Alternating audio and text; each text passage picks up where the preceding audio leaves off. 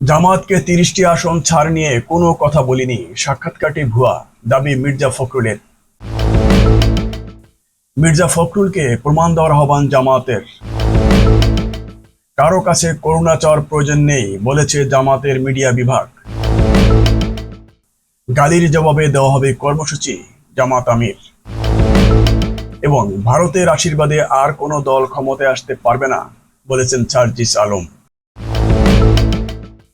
BNP মহাসচিব মির্জা ফখরুল ইসলাম আলমগীরকে ঘিরে ভারতীয় বাংলা দৈনিক এই সময়ে প্রকাশিত সাক্ষাৎকারে জামাত ইসলামীর কাছে ৩০টি আসনের ছাড় দেওয়ার যে বক্তব্য প্রচারিত হয়েছে তা ভুল ও বিভ্রান্তিকর বলে স্পষ্ট জানিয়েছেন মির্জা ফখরুল।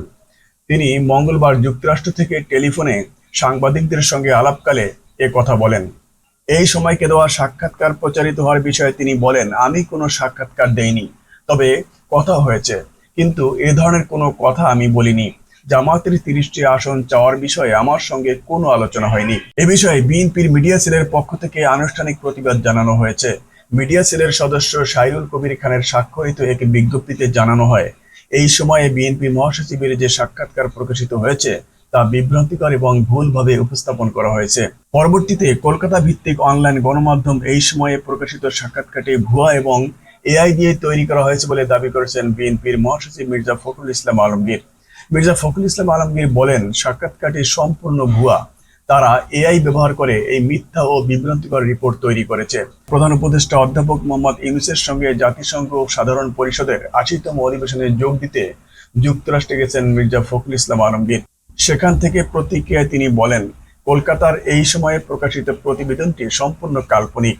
বিএনপি মহাসচিব বলেন, প্রতিবেদনে উদ্ধৃত এই ধরনের অযৌক্তিক মন্তব্য কোনো রাজনৈতিক নেতা করতে পারে না। আমি কলকাতার এই সময়ে কোনো সাক্ষাৎকার দেইনি, এমনকি কলকাতা ভিত্তিক কোনো গণমাধ্যমের সঙ্গেও আমার কথা হয়নি। মির্জা ফখরুলকে প্রমাণ দেওয়ার আহ্বান জামাতের।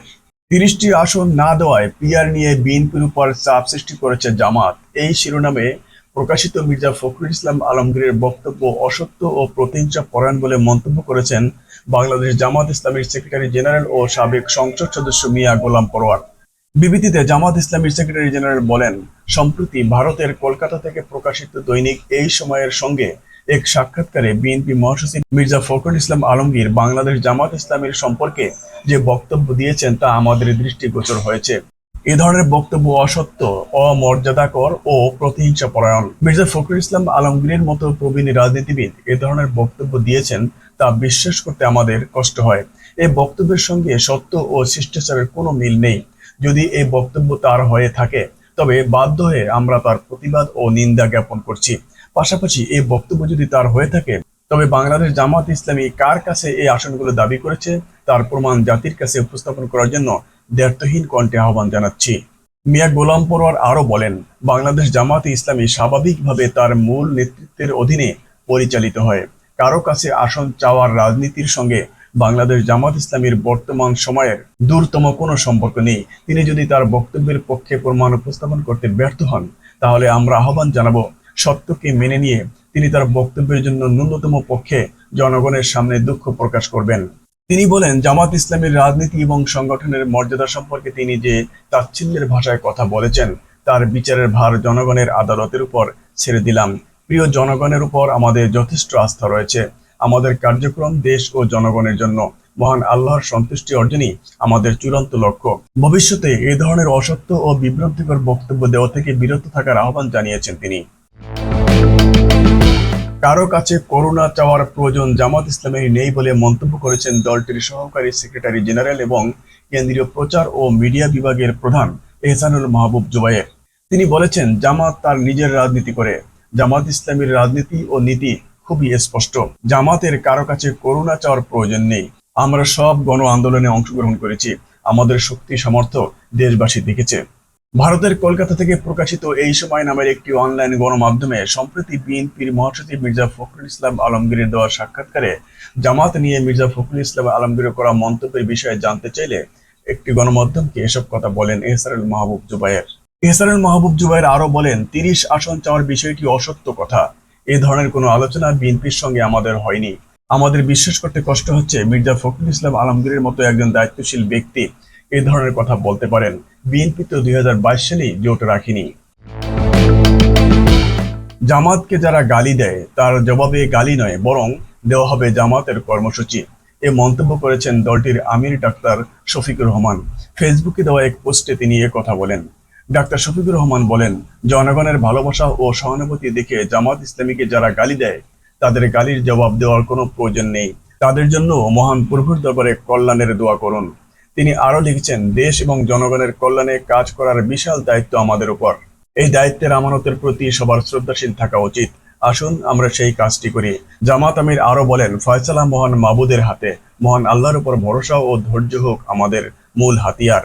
প্রিয় বাংলাদেশকে আল্লাহ তাআলা সব ধরনের বিপদ থেকে হেফাজত করুন। ভারতের আশীর্বাদে বাংলাদেশে আর কোনো দল ক্ষমতায় আসতে পারবে না বলে মন্তব্য করেছেন জাতীয় নাগরিক পার্টি বা এনসিপির উত্তরাঞ্চলের মুখ্য সংগঠক সার্জিস আলম। রাজধানীর শাহবাগে জাতীয় জাদুঘরের সামনে এনসিপির বিক্ষোভ সমাবেশে সার্জিস এ মন্তব্য করেন। যুক্তরাষ্ট্র সফররত দলটির নেতাদের উপর আওয়ামী লীগের নেতাকর্মীদের হামলা এবং ডিম নিক্ষেপের ঘটনার প্রতিবাদে এ সমাবেশ হয়। সার্জিস আলম বলেন, মনে রাখতে হবে ২০২৪ সালের গণ অভ্যুত্থান শুধু হাসিনার বিরুদ্ধে, ফ্যাসিস্ট আওয়ামী লীগের বিরুদ্ধেই ছিল না। ২৪-এর গণ অভ্যুত্থান বাংলাদেশে ভারতে যে আধিপত্য বিস্তার করেছিল সেই আধিপত্যের বিরুদ্ধেও ছিল। আধিপত্যবাদী ভারত এখনো ক্ষমা চায়নি। খুনি হাসিনাকে তাদের আশ্রয় রেখেছে। তাদের আশীর্বাদে এই বাংলাদেশে আর কোনো দল ক্ষমতায় আসতে পারবে না। এনসিপির এ নেতা বিএনপিকে উদ্দেশ্য করে বলেন, আমরা তাদের কাছে জানতে চাই, ক্ষমতায় আসার জন্য তারা জনগণের আস্থা যখন প্রতিনিয়ত হারাতে বসেছে, তখন কি তারা ভারতের সঙ্গে নেগোসিয়েশন করে, তাদের খুশি করে আওয়ামী লীগের পিঠে চাপড়ে জাতীয় পার্টির সঙ্গে নেগোসিয়েশন করে ক্ষমতায় আসতে চায় কিনা? আমরা স্পষ্টভাবে বলতে চাই, সেটা বিএনপি হোক, অন্য কোনো রাজনৈতিক দল বা নির্বাচন কমিশন হোক, তারা যদি মনে করে জনগণের রায়ের বিপক্ষে গিয়ে বিভিন্ন প্রভাবকের দ্বারা প্রভাবিত হয়ে, এজেন্সি, দল বা ব্যক্তির দ্বারা প্রভাবিত হয়ে আমাদের মার্কা আটকে আমাদের নিয়ে কটূক্তি করে এগিয়ে যাবে ও ক্ষমতায় বসবে, এই আশা তাদের পূরণ হবে না।